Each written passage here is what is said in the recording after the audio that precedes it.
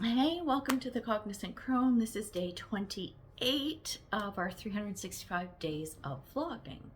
So today I want to talk about gurus. And we'll talk about spiritual gurus. There's all kinds of gurus out there, but I want to talk about the spiritual community today. And this was kind of sparked by a video that I watched. It was like 3 in the morning. I couldn't sleep.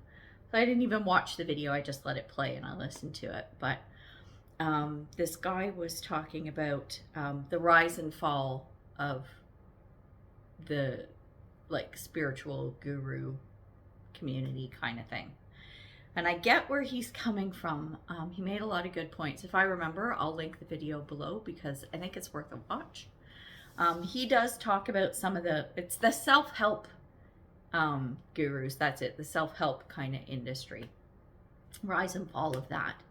And so I may kind of talk about both. I did already film this, but then I didn't like the video. There was just something in it. It's like something was lost or missing, so I wanted to film it again. So this is take number 2. I don't think that having a guru overall is a bad thing, and self-help is also a good thing. I think that where people get tripped up is when you think that your guru is the only guru, or this teacher is the only teacher. There is only one way. There is only the way.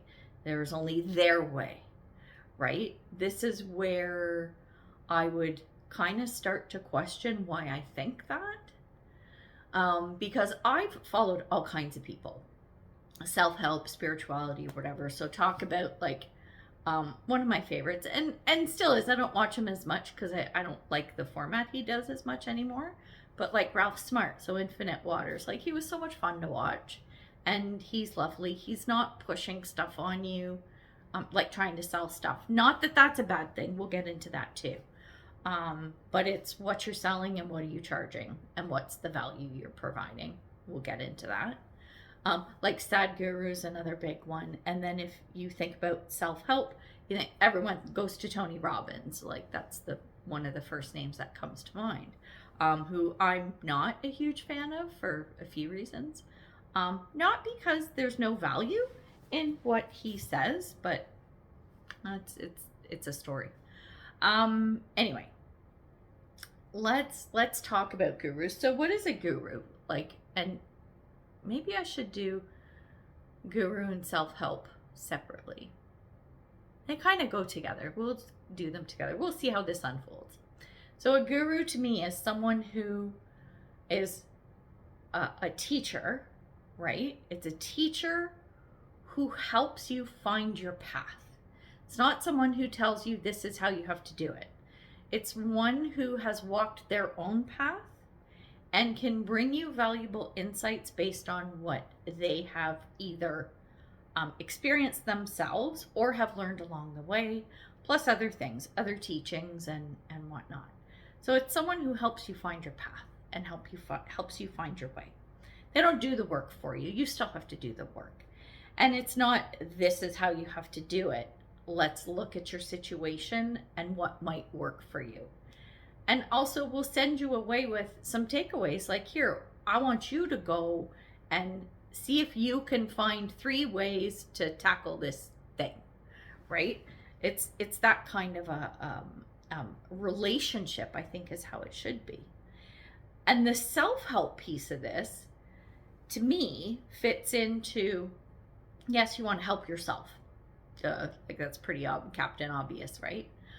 But there's also a guru component to that, in that when you think about the self-help industry, yes, it's there so you can kind of manage your own path, right?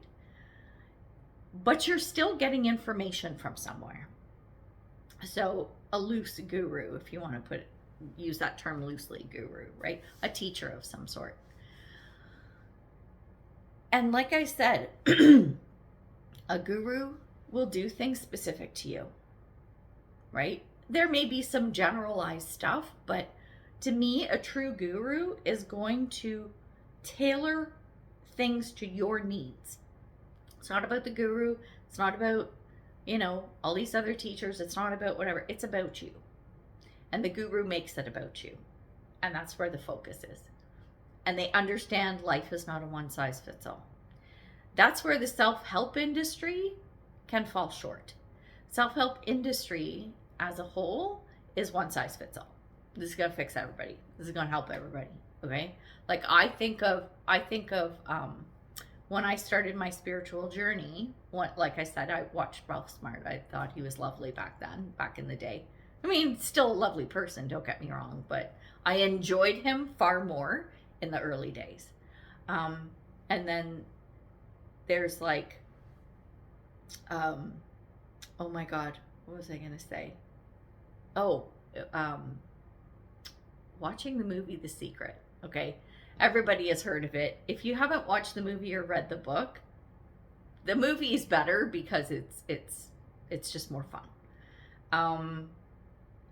And you have people telling more stories and explaining more of their experiences. Now, a lot this book and this movie, I'll just say the movie, it gets bashed a lot in the spiritual community when we're talking about law of attraction. If you don't know what law of attraction is, it's basically you have to put out to the universe what you want to get back. You have to tell the universe and it comes back to you. I'm super oversimplifying it. The universe doesn't care about positive, negative, yes, no, good, bad. It's like you have to be careful what you think and what you say because the universe is going to give you exactly that. So if your life is shit, you've asked for it.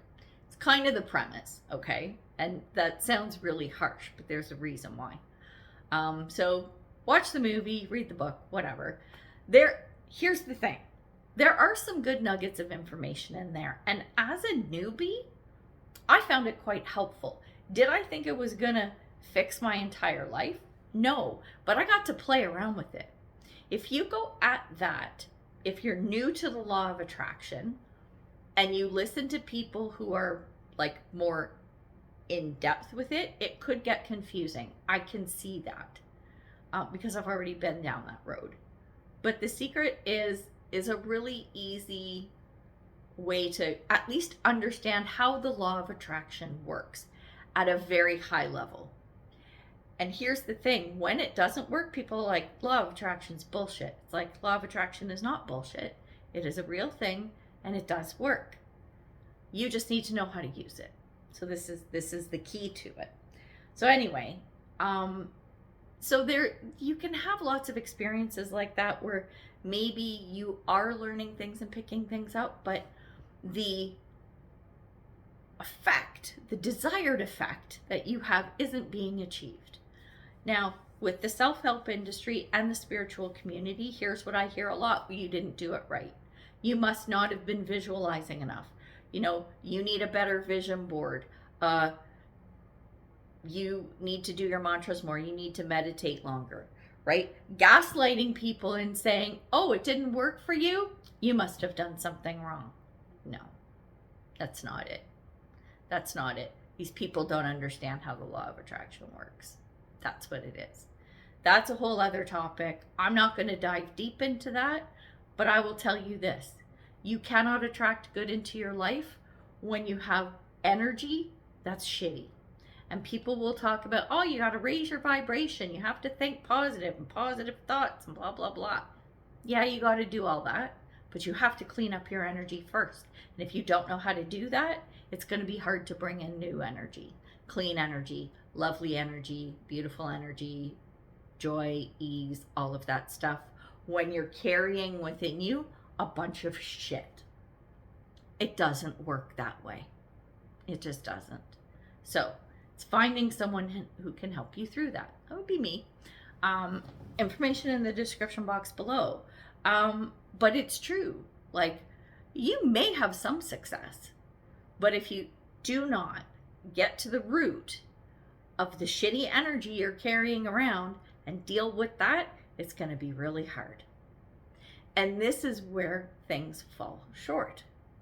So the self-help industry can give you the tools. They can teach you all kinds of things, which are great. Here's how you do affirmations. Here's how you do mantras. Here's mudras. Here's meditation. Here's all of this stuff, which is fantastic. These tools are great, but you don't have to use them all the time. You don't have to rely on them. They are tools. You don't want to walk around with a hammer all day looking for nails, right? They're tools. But you have to find someone who can help you navigate that. That's a guru. And how to navigate it for you, and how to clean up your shit in a way that resonates with you. That's a guru. And self-help, you can find all this stuff, this information, listen to these people, do all kinds of stuff, which is great. But if you're not getting the results, that's when you need a guru. That's when you need someone who can work with you and go, okay, let's figure this out. We're going to figure this out. We're going to clean up your energy and clean up your life. We're going to figure out how to do this together, because they have the tools. They have the techniques. They have the know-how. People like me. So there you go. So there's that. Like I said, self-help and spirituality, those industries, those genres, whatever you want to call them, those communities have great information. They really do. So in and of that, do that. But if you're looking for a guru, be discerning about who you choose. Especially if it's someone who's going to charge you, $5,000 for a course that's going to get you on the right path and clean up your life and help you do this. And what do you get? You get some PDF handouts. You might get an ebook and some pre-recorded courses. Well, you know what? To me, that's $100. This is information that they don't even have to think about. I've created courses and ebooks and stuff. They're super cheap. They're cheap because I'm like, this is information that, like, it's almost passive income at that point, right? It's very little that has to be done. Now, you want one-on-one time? That's a different story altogether. But even still, how valuable is this person? Or are these people? What are you going to get out of it? What are the guarantees, right? What street cred do they have to back up what they're saying, right? Keep this in mind, it's not all one size fits all. So are they going to cater to your needs? Are they going to tweak to your needs? Or are they going to try to fit you into the cookie cutter program they've come up with? High level, yeah, that can work. But do you want a high level result? Or do you want that deep into the root of what's going on kind of result, so that this doesn't happen again? Or if it does, you know what you need to do. You see what I'm saying?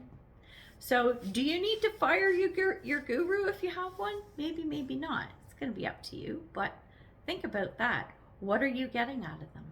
What are you getting? Can you get it somewhere else? Can you get it free? Can you just find other people on YouTube or Instagram or whatever? It's about what resonates and what makes a difference in your life. That's the thing. That's the ticket. That's the money. So I think I'm going to leave it there. So I hope this helps. If you have any questions or thoughts on gurus, do you have a guru? Put it in the comments. Are you looking for a guru? Put it in the comments, right? Depending on what you're looking for, we can all help you find one. Yes, I'm here too. Of course, description box below has my contact info if you want to have a chat, but we'll see. I'm not the only one out there. There's lots of us. You just got to find the one that clicks with you. All right, we're going to leave it there. So day 28 is done. I will see you in the next one, day 29. Bye.